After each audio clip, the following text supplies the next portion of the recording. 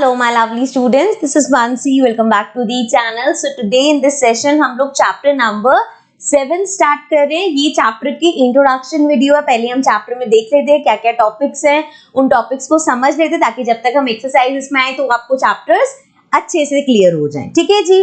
So start कर रहे हैं हम. chapter 7 का name है triangles. ठीक है. अब इस चैप्टर में जो चीज हम पढ़ने वाले हैं that is congruency of triangles. अब ये कॉन्ग्रुएंसी वर्ड एक नया वर्ड हो सकता है कि भैया पता ही नहीं क्या होता है. सो कॉन्ग्रुएंट मतलब क्या होता है या कॉन्ग्रुएंट ट्राइंगल्स की बात करेंगे तो कॉन्ग्रुएंट फिगर्स होती क्या है. So congruent means equal in all respects. So कोई दो ऐसी चीज जो हर तरह से इक्वल है, शेप में, साइज में, तो हम कहेंगे कि ये दोनों चीजें congruent है. ठीक है जी. So figure whose shapes and sizes are both the same are called congruent figure. जैसे कि अगर मैंने यहाँ पे एक स्क्वायर बनाया इसी तरह से सेम लाइन सेगमेंट से, मतलब अगर ये 5 सेंटीमीटर है तो ये भी 5 सेंटीमीटर हो, इस तरह से अगर मैं बना रही हूँ तो ये हमारे क्या होंगी, congruent figure होंगी. ठीक है जी. आगे बढ़ते हैं. Now let's talk about congruent triangle. अब कॉन्ग्रुएंट ट्राइंगल्स कब होंगे?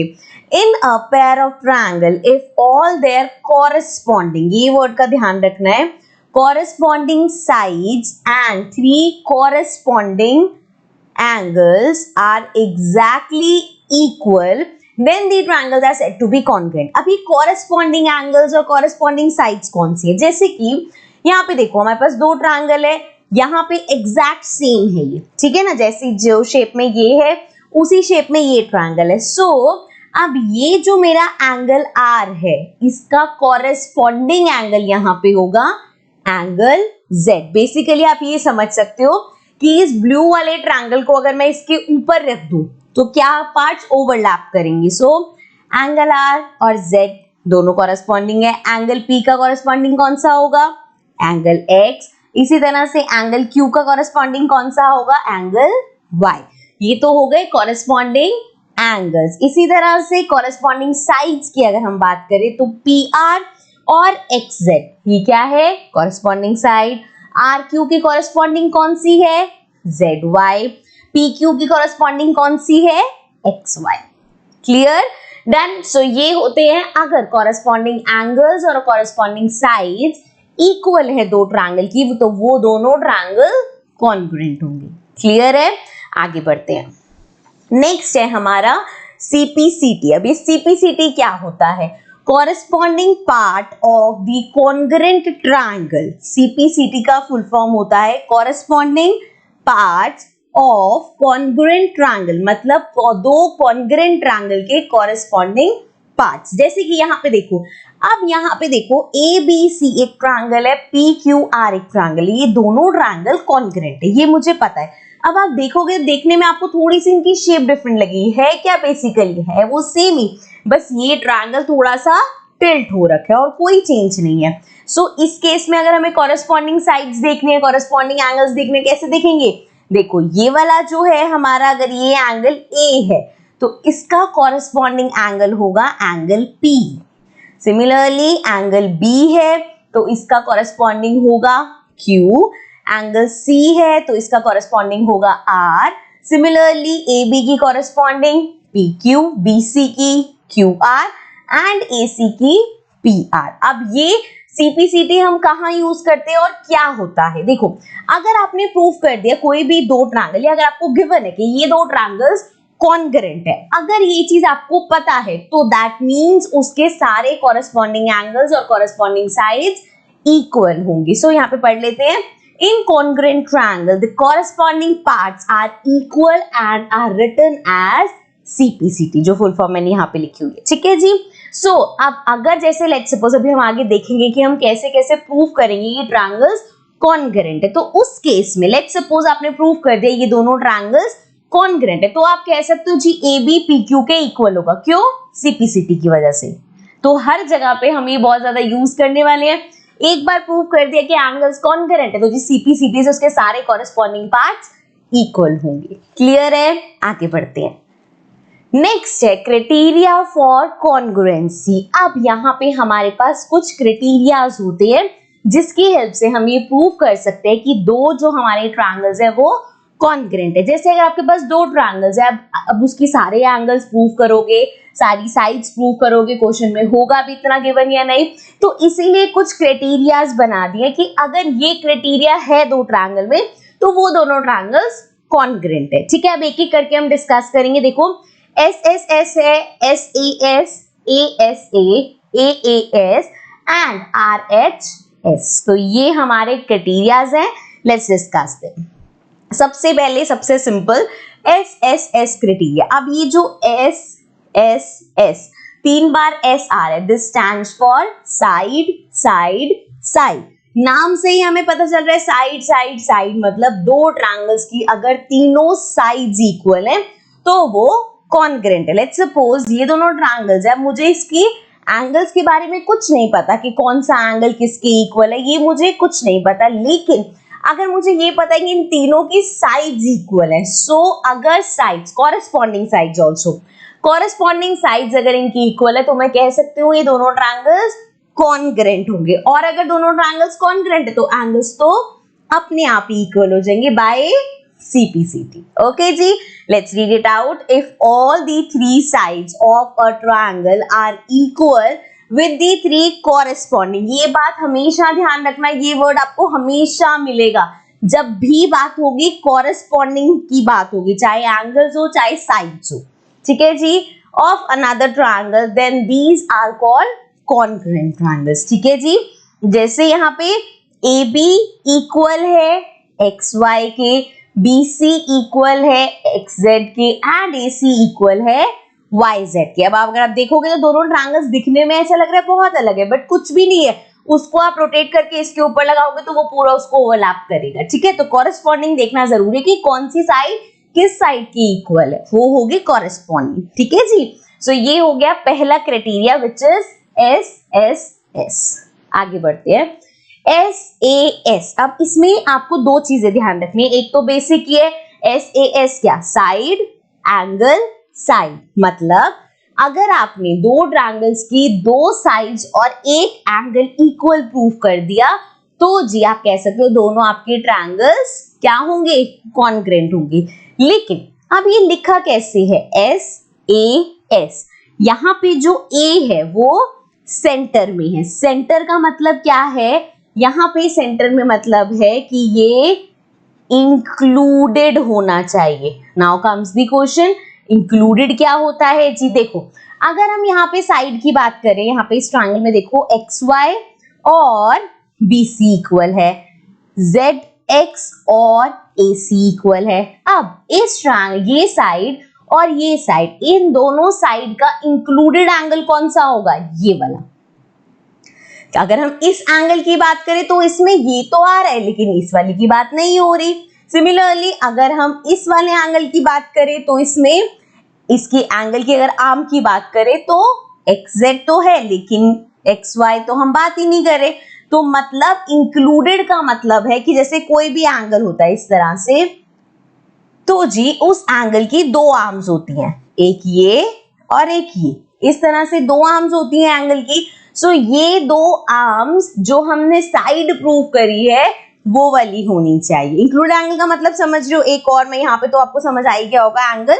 एक एग्जांपल और देती हूँ, सिंपल सा ये ट्रायंगल है हमारा और एक ये ट्रायंगल है। ठीक है, अगर मैं इस साइड और इस साइड की बात कर रही हूँ तो इन दोनों साइड में इंक्लूडेड एंगल ये है। सिमिलरली अगर मैं इस साइड और इस साइड की बात कर रही हूँ सो इसमें इंक्लूडेड एंगल ये वाला है। सिमिलरली वन लास्ट ले लेते हैं, अगर मैं इस साइड और इस साइड की बात करूं तो इंक्लूडेड एंगल ये है।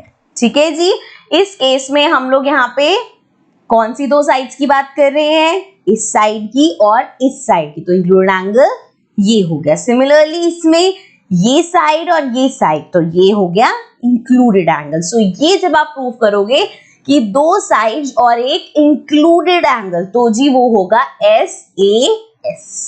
क्लियर? सो रीड कर लेते हैं।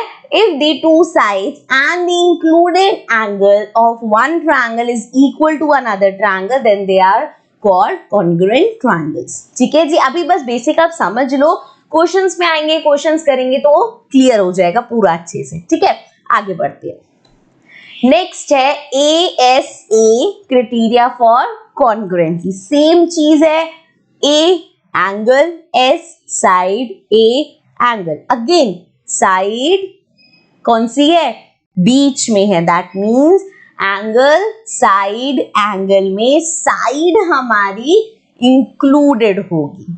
क्लियर है जी। So if the two angles and including side of one triangle is equal to another triangle then they are called congruent triangle. अब दो एंगल्स और एक साइड, लेकिन साइड इंक्लूडेड। अब इंक्लूडिंग साइड कौन सी होगी, देखो ये मेरे पास एक ट्रायंगल है, ठीक है। लेट्स सपोज मैं इस एंगल और इस एंगल की बात कर रही हूं, तो ये दोनों एंगल कौन से कॉमन बेस पे बन रहे हैं, इस पे। तो मतलब इंक्लूडिंग साइड कौन सी हो गई, ये वाली। ठीक है जी। जैसे यहाँ पे देखो इस एंगल और इस एंगल की बात हो रही है, तो इंक्लूडिंग साइड कौन सी है, ये दोनों ही कहां पे कॉमन है, इस वाली लाइन पे। सिमिलरली इस एंगल और इस एंगल की अगर बात हो रही है, तो इंक्लूडिंग साइड कौन सी है, दिस वन। क्लियर है, समझ में आ रहा है। इसी तरह से एक और एग्जांपल ले लेते हैं। ये मैंने बनाया जी ट्रायंगल। अब मैं यहाँ पे इस एंगल और इस एंगल की बात कर रही हूँ। सो जी इंक्लूडिंग साइड कौन सी होगी, ये एंगल और ये एंगल। कॉमन बेस कौन सा है, ये वाला। तो दैट मीन्स ये हमारी इंक्लूडिंग साइड होगी। ठीक है जी। और ऑल्सो इसमें भी ध्यान रखिए, जैसे अब ये एंगल इस एंगल की इक्वल है, ये एंगल इस एंगल की इक्वल है, तो ये साइड इस साइड की इक्वल है। क्लियर है जी। तो ये है हमारा ASA क्राइटेरिया फॉर कॉन्ग्रुएंसी। ठीक है, आगे बढ़ते हैं। अब है AAS। AAS मतलब दो एंगल एक साइड। अभी हम एक देख के आए हैं, दो एंगल एक साइड। जब हम ASA की बात करें तो साइड इंक्लूडेड वाली ले रहे हो तो ASA होगा। अगर हम बात करें AAS तो दैट मीन्स कोई भी दो कॉरेस्पॉन्डिंग एंगल्स ले लो और कोई भी एक साइड। तो ये तो सिंपल है, अगर दो एंगल और एक साइड आपको मिल रही है तो नेसेसरी नहीं है कि साइड इंक्लूडिंग ही हो। जैसे कि ये देखो एंगल Z हमारा एंगल C के इक्वल है, एंगल X हमारा एंगल A के इक्वल है, एंड XY और AB इक्वल है साइड। अब देखो इसकी इंक्लूडिंग साइड की अगर हम बात करें तो वो AC होगी, है ना। यहाँ की इंक्लूडिंग साइड की बात करें तो वो XZ होगी, लेकिन यहाँ पे तीसरी साइड भी होगी तो आप AAS से उसको कह सकते हो कि वो ट्रायंगल्स कॉन्ग्रुएंट होंगे। रीड कर लेते हैं एक बार। If any two pair of angles and a pair of corresponding side is equal in two triangles, then these are called congruent. So कोई भी दो angles और corresponding side, देखो कम से कम ये देख लेना कि अगर इस साइड की बात हो रही है तो इसकी corresponding की वहां पे बात होगी। ठीक है, अब ये चीज सिर्फ आपके पास इसमें है कि ASAB है, यहाँ पे था एंगल साइड एंगल और एंगल एंगल साइड के साइड अगर इंक्लूडेड नहीं भी होगी तो एंगल एंगल साइड से हम ट्रायंगल्स को कॉन्ग्रुएंट कर सकते हैं। लेकिन ये मिस्टेक नहीं करना, ये जो SAS है इसमें SSA या ASS नहीं होता। ठीक है जी, तो ये ध्यान रखना। वैसे मैं अभी आगे आपको बताऊंगी, बट मैंने सोचा यहीं पे बता देता कि आपको याद रहे। एंगल हमेशा अगर दो साइड और एक एंगल ले रहे हो तो एंगल हमेशा इंक्लूडेड होगा, ये हमेशा ध्यान रखना है। ठीक है जी। सो नेक्स्ट हमारे पास है RHS क्राइटेरिया ऑफ कॉन्ग्रुएंसी। अब यहाँ पे क्योंकि नए वर्ड्स आ गए, R नया लेटर आ गया, H नया लेटर आ गया। R stands for right angle, H stands for hypotenuse and S हमारा साइड है। तो जब राइट एंगल की बात आ गई तो यहाँ पे तो ये चीज तो सिंपल है कि ये सिर्फ राइट एंगल ट्रायंगल पे ही आप RHS लगा सकते हो। सो जी इसमें क्या चाहिए होगा, दोनों में एक राइट एंगल कॉमन हो, दोनों ट्रायंगल्स में दोनों की हाइपोटेन्यूज कौन सी होती है, जैसे अगर ये 90 डिग्री का है तो इसके सामने वाली साइड, अगर ये 90 डिग्री का है तो इसके सामने वाली साइड, या हम बोल सकते हैं ट्रायंगल की जो लॉन्गेस्ट साइड होती है। ठीक है, clear. So if there are two right angle triangle में ही लगेगा ये criteria, then they will be congruent if their hypotenuse and any one side are equal. उनकी hypotenuse का equal होना जरूरी है और कोई भी एक साइड equal। ठीक है जी, तो ये हो गई हमारी RHS क्राइटेरिया फॉर कॉन्ग्रुएंसी। ठीक है, तो ये 5 क्राइटेरियाज हैं जिनकी हेल्प से आप क्वेश्चन सॉल्व कर सकते हो। RHS, then AAS, then ASA, then SAS and then SSS। Simple याद रखना है, तीनों साइड्स हो गई तो हमारा हो जाएगा। अगर दो साइड और इंक्लूडेड एंगल, हमेशा ध्यान रखना है जब भी एंगल की बात करें तो वो अगर दो साइड के साथ एंगल ले रहे तो एंगल हमेशा इंक्लूडेड होगा। या फिर हमारे पास है ASA या AA, दो एंगल और एक साइड, ठीक है। RHS राइट एंगल का हो गया। अब इनवैलिड कॉन्ग्रुएंसी रूल्स, जैसे हमने पढ़ा SSS, ये कॉन्ग्रुएंसी रूल होता है, तीनों साइड्स इक्वल है तो हम बोलते हैं ट्रायंगल कॉन्ग्रुएंट है। लेकिन AAA कॉन्ग्रुएंसी जैसी कोई चीज नहीं है।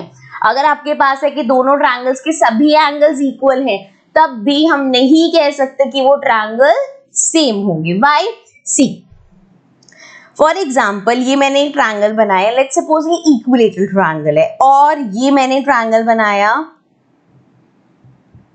एंड लेट्स सपोज ये भी इक्विलेटरल, दैट मींस इनके तीनों एंगल्स 60 डिग्री होंगे, ठीक है। सिमिलरली यहाँ पे भी ये तीनों मेरे जो एंगल्स हैं ये 60 डिग्री होंगे।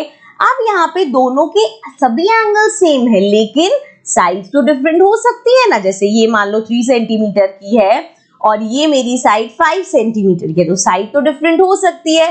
सो दैट मीन्स कि यहाँ पे हम AAA कॉन्ग्रुएंसी का रूल यूज नहीं कर सकते, क्योंकि एंगल सेम होने के बावजूद भी कॉन्ग्रुएंट हो ये जरूरी नहीं है, क्योंकि उनके साइज डिफर कर सकते हैं। उसके अलावा ये मैं आपको बता ही चुकी हूँ, ASS मतलब एंगल साइड साइड या साइड साइड एंगल को जैसी कोई कॉन्ग्रुएंसी नहीं होती। जब भी आप दो साइड्स की बात करोगे तो एंगल हमेशा इंक्लूडेड होगा।